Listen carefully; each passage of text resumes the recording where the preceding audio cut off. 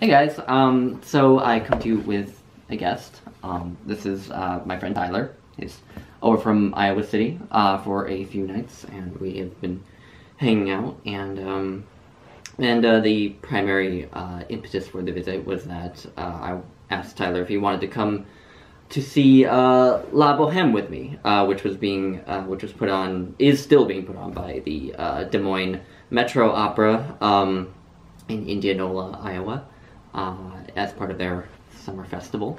And yeah, so we got tickets and went to see La Bohème last night, and I thought we would do a little joint discussion video. So La Bohème is quite a famous opera, but for anyone who hasn't perhaps seen it or heard of it, I will try to give a relatively succinct summary. So it takes place in 19th century France, in Paris, and it follows Rodolfo and Marcello. Marcello is a painter, Rodolfo is a poet, and they're super poor, and they're living in like a one-room apartment in Paris in like someone's attic or something. So we open with them super cold in the winter night. It's Christmas Eve, I think. Then their buddies show up, and they want to go out and sort of celebrate for Christmas, and I guess go to the 19th century Parisian equivalent of a bar. So they go off to the bar, but Rodolfo stays behind for a few minutes to finish writing an article for some magazine or something or other, and then he gets a knock on his door, and it turns out to be this woman named Mimi, who lives in the same building, and she has been trying to, get to her apartment, but the candle that she uses to light her way has gone out, so she asks Rodolfo if he can light her candle, and he tries to do it, and sort of fails, and then they fall in love in one scene, as happens in opera. And then Rodolfo takes her to go celebrate Christmas with her friends, with his friends.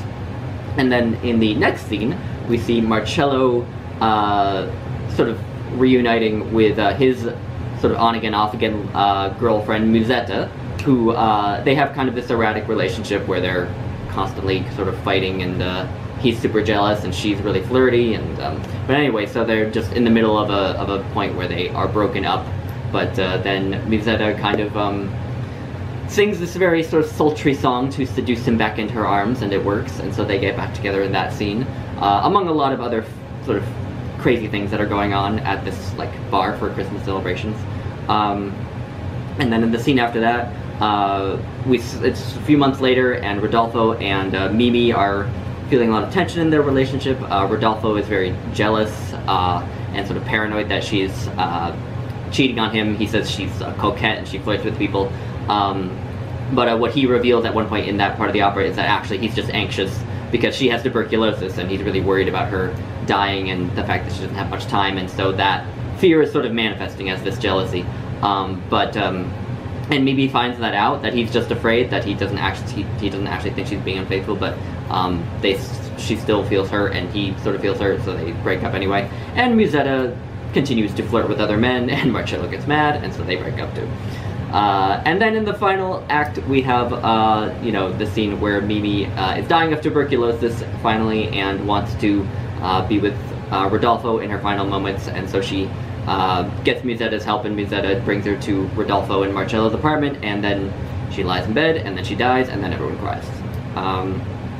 So anyway, that's the story of La Bohème. I hope it wasn't too confusing. Sorry, the cat is not being nice to us. She's misunderstood. So, what did you think, Tyler? So this was my first experience with opera, like pretty much at all. I know Lukash has played music for me before, but this is my first time like going and sitting down and watching an opera. And I think one of the first things that really stuck out to me was how hilarious it was. Like the first act, like opening with Rodolfo and Marcello, they just have like the actors had such great chemistry together, and then when their two friends come and join them, it's just a lot funnier than I expected. I think growing up, like you kind of hear, my family never went to operas, and so you just kind of look at it as this like hoity-toity, like pretentious kind of art form, especially like in the 21st century, and then just being able to go and see like just the amount of jokes and just its approach to humor, and I know not all of them are funny, but yeah, pleasantly surprised, and I think it took me all of like 2 or 3 minutes to start really enjoying it, which was, I don't know if I want to say that I wasn't expecting to enjoy it, but I wasn't expecting to enjoy it as much as I did, and so yeah, that was kind of like my first impression of it. Yeah, and I think this opera does a great job of switching between funny scenes and like serious scenes Absolutely. and sad scenes really like easily without it feeling like without the comedy feeling like it's forced or something like that.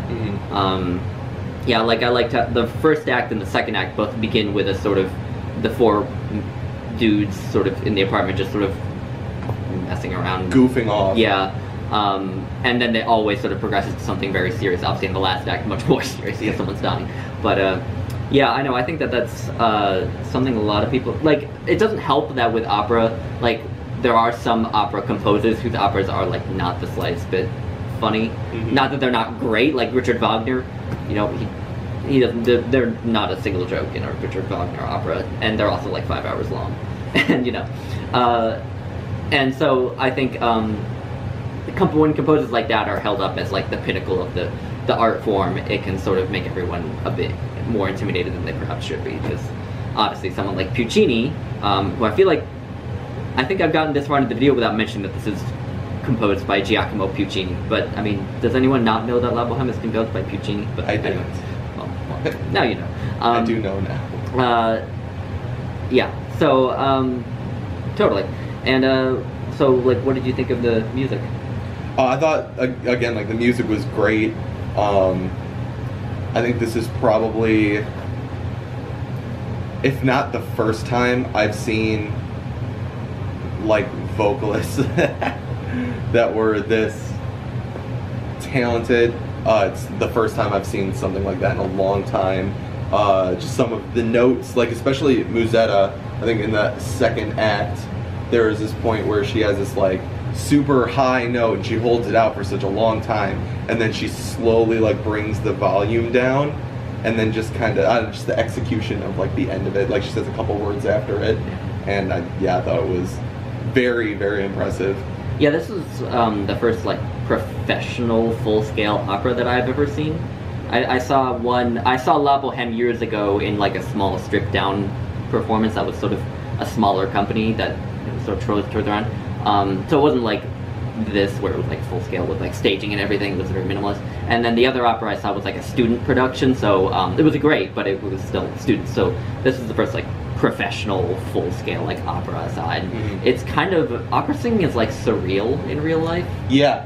Like when I watch a video of opera, I'm like, well, that's cool. But then I see it in real life and I'm like, oh, okay, those are sounds that humans produce. Like, you know. Yeah, I think that like style of singing has become such a meme in our culture, where like I know growing up I've countless times done like fake opera singing just to goof off, and it was kind of surreal seeing it done in such like a serious manner and done so well.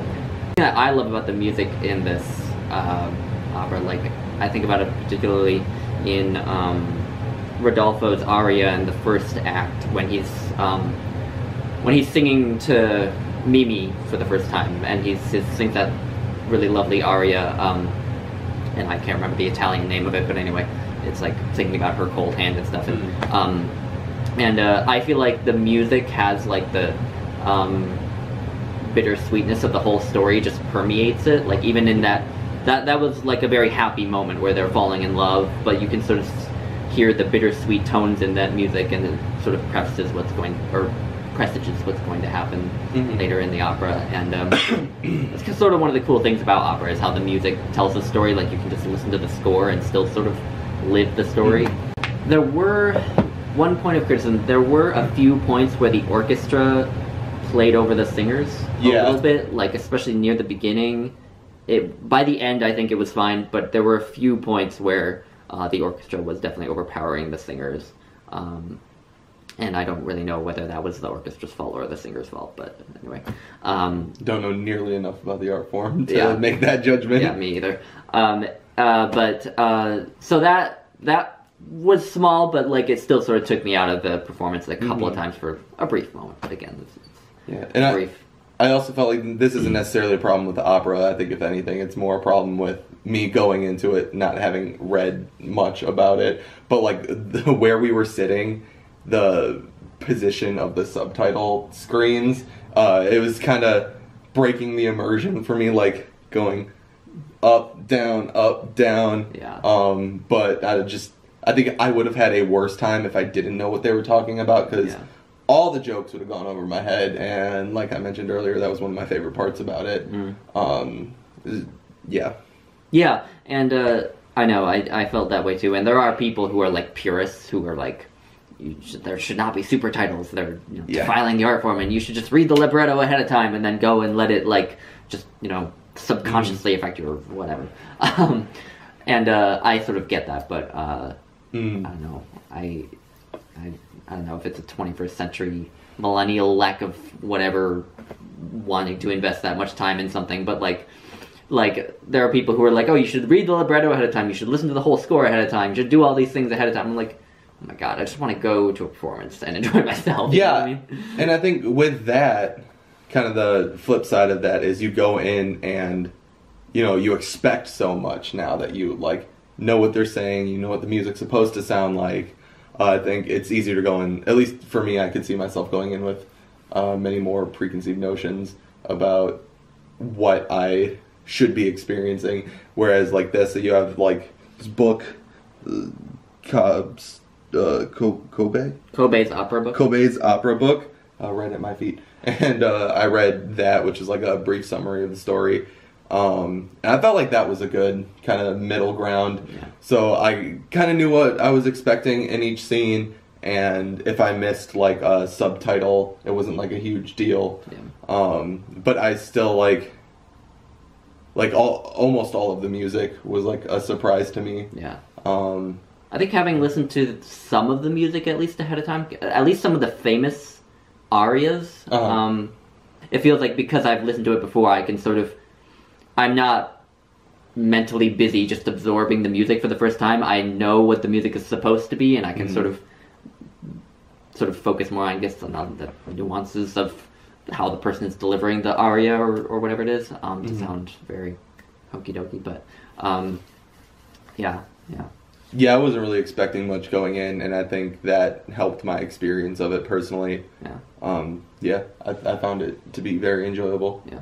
I think what makes this opera great as a first opera, well, for one thing, it's very, like, emotionally affecting. Yeah, I mean, a lot of people cry at this opera. I thought I was going to cry, but I didn't. Because I have a heart made of stone, but... Same. It's very emotionally affecting, but also, and the music is very, very nice. I mean, Puccini knows how to write a melody, I think. And I think the characters are also all very psychologically real. I feel like every character in this is like a real person, like even Rodolfo, when he is, when his like anxiety about Mimi being sick is manifested as him like showing all this jealousy like that. That's a very human thing, and yeah, like Marcello being jealous, Musetta being a flirt. Yeah, I don't know. I think that's a real strength of this opera, and like even like how the guys all interact. They interact just like young men today still do. Absolutely. And I think something that's nice too is the humor is all. It's like humor has sort of the shortest shelf life. Like a lot of humor doesn't age particularly well. Yep. But the humor in this, obviously, like the audience was laughing throughout it. So yeah, that was nice. Yeah. One thing I really liked was in the fourth act where they're all just goofing around, and then Musetta bursts in, and she's like, Mimi's here, and she's sick, she can't make it up the stairs, and it's just such a quick turn from like comedy to tragedy, and it doesn't feel forced. Yeah. Very handled very well. Yeah. I think something going into this, like that I kind of had some reservations about, was just like, the idea that all of the conversations, all of like the plot points are delivered through singing. And I thought that would make it really difficult for me to kind of just get immersed in what's happening and like the actors' feelings or like the characters' feelings. But I think it being in Italian helped a lot, because like I heard them singing, I saw them singing, but like I was kind of reading what they were saying in subtitles, so it wasn't like, it just felt like they were singing and then I just knew what was going on in the story, and I think that kind of helped a lot. And we talked about this yesterday, and you mentioned how like sometimes in like English operas, it's kind of like, okay, they're singing, but it's like something you would say, Yeah, I know. Singing in English, or opera singing in English, I haven't listened to it that much. I feel like it's probably something just to get acclimated to, but it's weird to hear opera in your own language, because like you realize just how absurd what they're doing is. Exactly, It is kind of an art form where once you step back and realize like what's going on, you're like, this is the weirdest, like who on earth thought of like standing around singing, like acting parts to each other. Yeah, but anyway. I suppose it's kind of like that with every art form, or at least most art forms, where like, you know, you kind of think about like a movie, and they're, you know, it's like you're watching something and it feels very real, but then if you step back a second, you'd be like, you could think about it like them being on a set, and then just having to do that same, like if it's a very emotional scene, just over and over, and cut, you know, try a little more crying this time, and stuff like that. So, I don't know. All right, that's sort of a rambly discussion that we had, but I think it was good. Anyway, so if anyone likes La Bohème, has seen La Bohème, then leave your comments. I'd love to hear, or I can show Tyler your comments as well if he wants. Thank you, Tyler. You're welcome. Thank you for this experience. Yeah. I probably would not have gone to an opera until I was in my 40s or 50s. Nice. If you had not invited me to this, and I had an excellent time. If you have any sort of interest in opera, I think this is an excellent introductory point. I had a great time. Support the arts, etc. All right. Anyway, thanks for watching, everyone, and thanks again, Tyler, and thank you. See you all later, guys. Just said something to say, and I forgot what it was. I'm sorry. God damn it. Language. What? You're gonna get demonetized. I know.